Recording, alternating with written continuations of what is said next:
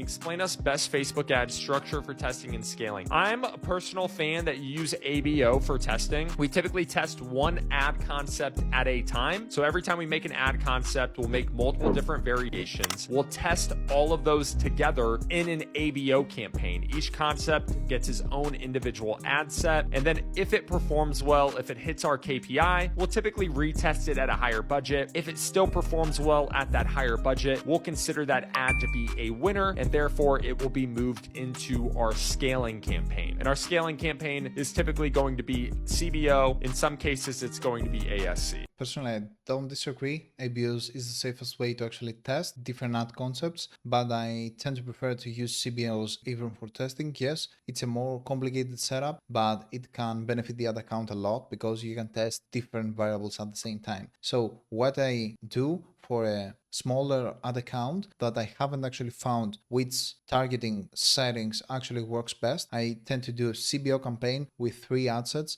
and each ad set have different targeting. So basically either it's going to be, the first is going to be a lookalike audience, the second is going to be broad, the third one is going to be interest, and I'm going to have the same ads on each one. So this way I'm going to basically end up with an ABO campaign after I see that, for example, the interest targeting works better, and I'm going to close the other ads. But this way I've also tested the targeting in a more efficient way without me having to spend a ton of money on interest testing, on targeting testing, and on ad testing at the same time.